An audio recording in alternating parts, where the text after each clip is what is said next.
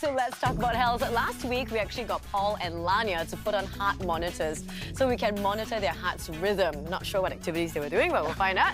We've got an expert for this, though. Let's invite electrophysiologist Dokter Devinder Singh. Welcome to the set. Yeah. Come on out, doctor. Hey. Oh, wow, he's in his full gear. Yes. Okay, so you are like an electrician for the heart. Is that right? Yes, absolutely right. A common conception about heart problem is always blockages. But heart is an electromechanical pump. So apart from having arterial blood supply, you also need electric current in the heart to beat.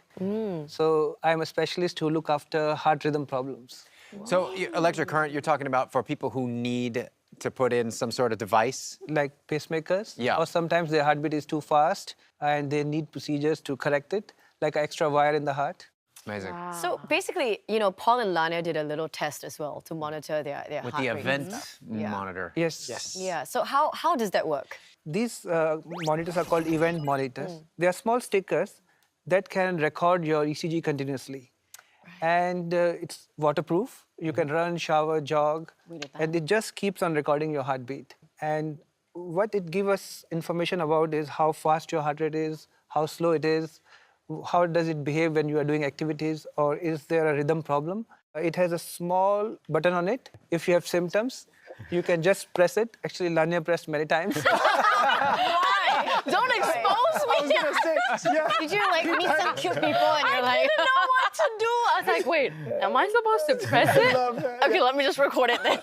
But this is more accurate than, I would say, like a watch, obviously, is it? To track your activities. Yes, absolutely. Because a watch is monitoring your rate through sensors, but this is an ECG recording. You have a continuous ECG recording.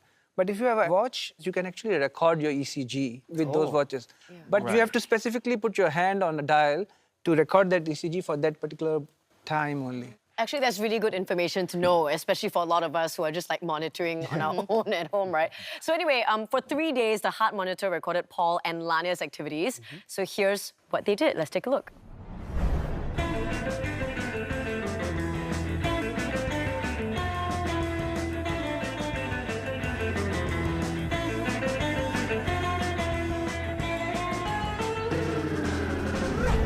All right, you guys, so you know what? We're going to take a look at the charts. Yes. Yeah, let's take a look at Paul's chart first. Sure. Okay, so you can see that there are two portions. One is the awake part, when Paul was awake. It was 48 hours and 6 minutes of recording. You can see his average heart rate when he's awake is 89, and it ranges from 59 to 185 beats per minute. And his heart rate when he's sleeping goes down, which is expected, 71. And it ranges from as low as 49 to 140 beats per minute. 140 is pretty high for sleeping. Yeah, it's like a nightmare or something. When you are dreaming, your heart rate might go up. There is a lot of other information like abnormal rhythm. This term called VT, SVT, or pauses, that means heart stops for more than 2.5 seconds. None of them is there. So your heart is actually beating absolutely well. That is good. And no rhythm problem. Good news. Ooh. We can move to the next slide. We have some representative ECG recording. Right. You can see the top reading is heart beating slowly at the rate of 50 beats per minute. Each sharp spike is the heart contracting. And that is 6:35 a.m. in the morning when he's sleeping. Okay. But if we go down to the lower two strip is the time when we saw him doing exercise. The heart rate was about 170 or 180 beats per minute, which is expected to the level of activity you are doing. That's right. So 180. absolutely normal. Oh, You were normal? good news. Is he normal? A relief. I'll take normal for this. Yeah. Okay, what about Lania's results? Okay, let's bring up Lania's results. Wow, So, 40. to our surprise, you can see on the left side is awake heart rate is 79. Paradoxically, changes to heart rate of 105 beats per minute. So it appears that she's a night person. Hey girl, I see you at the club.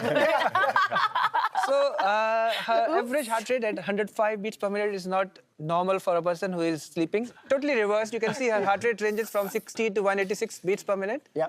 And as Paul's result, there is no rhythm problem. Heartbeat is absolutely normal. Glad But we can move to next slide.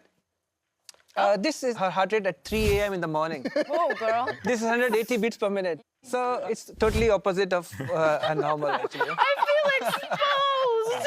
I was working, so I was actually performing through the night. Yeah. And Also, this is the level of activity you were doing. yes. Yes. I guess this is normal then? Yeah, this is normal. healthy? Normal. It would have Absolutely been normal. a workout. So it's important to correlate with activity as well. Of course. Let's say, if your heart rate is 180 when you are relaxing on a sofa, that's abnormal. So Right. whatever we record, it must be correlated with the level of activity. Dr. Devinder, we caught up with one of your patients. Now she's a mother of 2, and just one day out of the blue, her heart just started beating so fast, and she had to go to the A&E. Here's what happened. Hi, I'm Hitler, and I'm 48 years old, and I'm in education industry. We kind of conduct examination few times a year, and that particular day examination was all ongoing. So the busy things were all over. When this happened, actually I was just walking in a corridor in a school. And all of a sudden my heartbeat increased. You can feel that palpitation, very fast, and you can feel that in your chest. After a while, I started feeling a sharp ache in the heart, and then I felt very dizzy. And a few people came to my help. I went to GP. He checked my heart rate, 180, very high, and I did not realize it. He said that you can't walk out of the clinic. I am calling ambulance. That was scary. At that point, it was really scary. The paramedics really were trying hard to bring down the heart rate. And they were kind of telling me to calm down and this and that. I just kept on asking, is it going down? Is it going down? And paramedics kept asking me to breathe in deeply and relax, to this thing to work.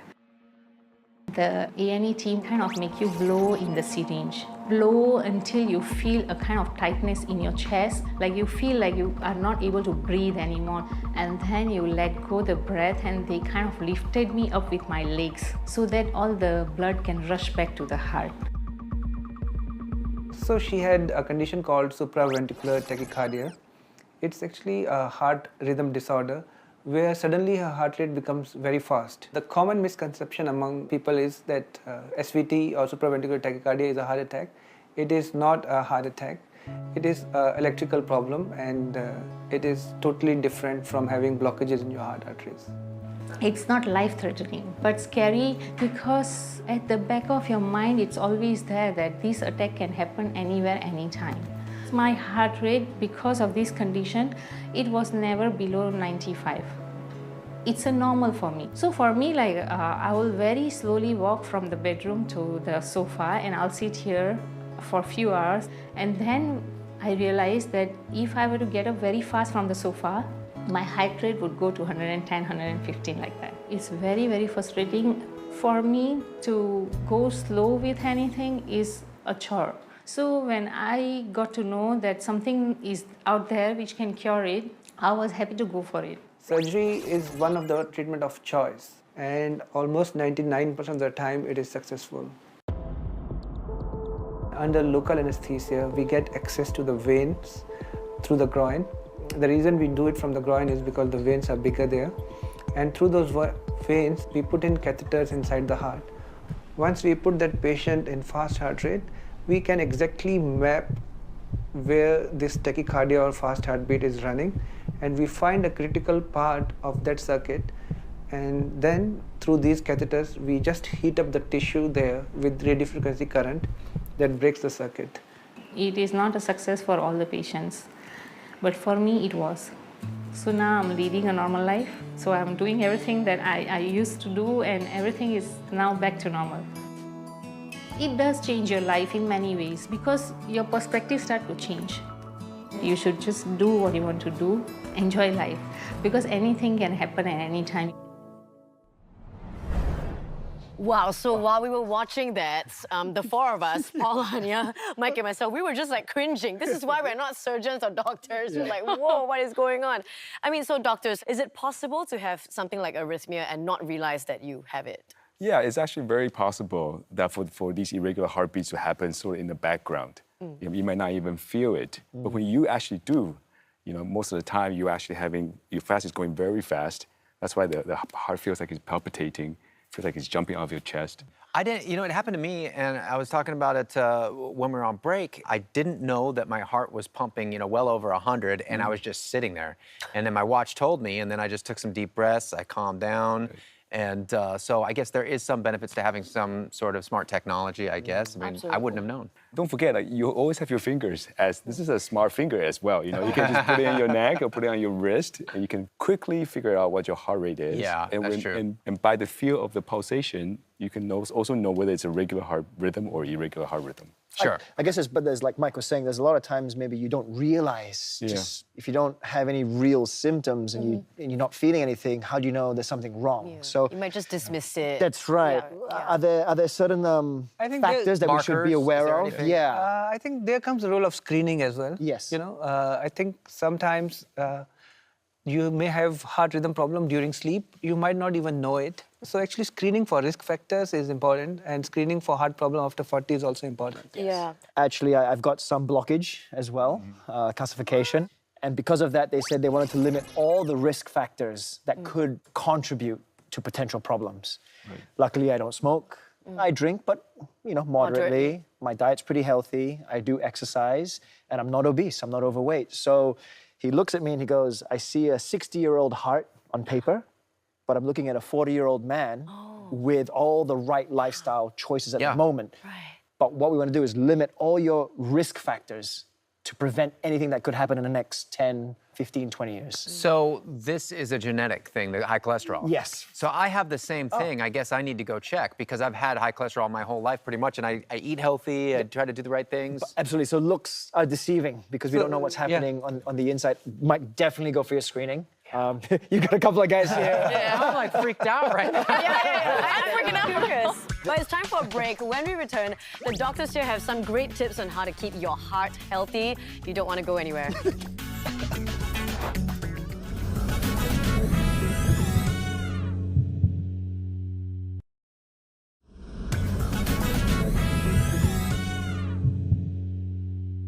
Welcome back to Let's Talk About Health. It's time for another Street Doctor segment, this time with Dr. Chang.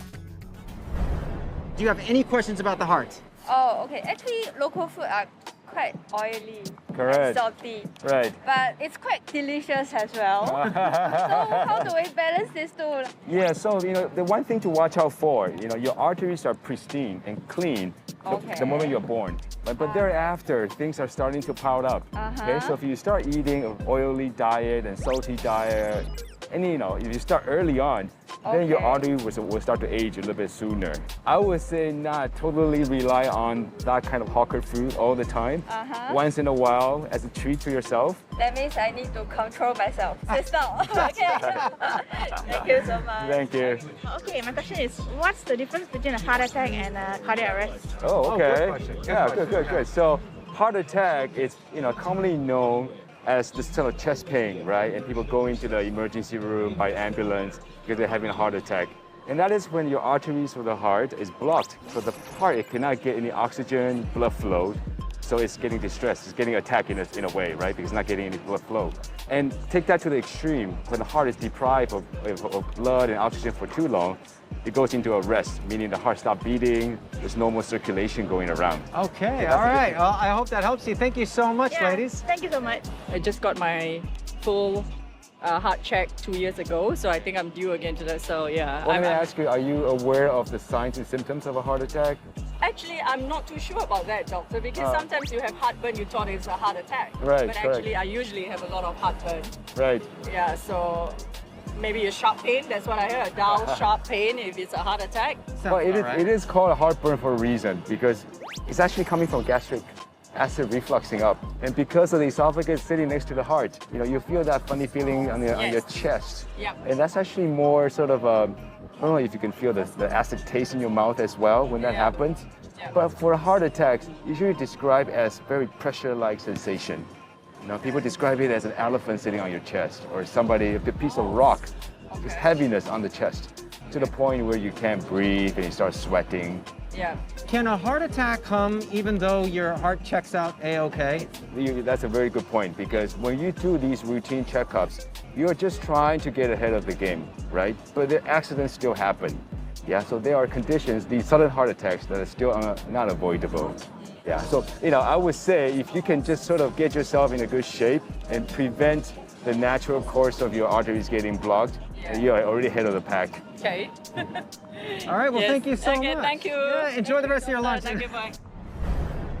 Well, that was really interesting. You guys picked up a lot of great questions there. Yeah, we sure did. It was a fun day. Yeah. So before we let you guys go, any advice you want to give our viewers here today? Yeah, I think I'll go first. I think for the few of us who are over the age of 40, there is so-called occult heart diseases that's not picked up, it's not unknown. So before any of us go on and do strenuous activity, make sure, maybe a cardiologist give you a look over first, do some screening tests. Yeah. Okay. I would like to tell more younger patients or more younger people that you have to start early if you want to have prevent heart problem in future. So those who are in their 20s and 30s, make sure that you lead a very healthy life so that you can prevent events that can occur during their 40s, 50s, or 60s. So many of us wait till we're 40. Oh, I don't need to worry about that. Yes. I was just going to celebrate, like, oh, maybe we don't have to go yet. Let's go. Yeah. Like, But we can, healthy. everything in moderation, Yeah, right? live a balanced lifestyle. That's right. Yes. Well, with that, guys, a big thank you to Dr. Peter and Dr. Devinder. We learned a lot tonight, guys. Thank you so much. Thank you, guys. Also, Paul and Nanya, thank you so much. That was very helpful. I love watching your day in the life videos earlier on. We'll see you next time on Let's Talk About Health. Hey guys, if you enjoyed this episode, make sure to check out We Need to Talk About This on our digital platforms. What causes ED? The main cause of ED is actually due to blood flow issues, what I call vasculogenic. We do see young patients who present to us with erectile dysfunction. We find, and then it could be what I call a latent cardiac disease that they have. And a lot of times can be due to stress. We do see that in young couples who are trying to have children.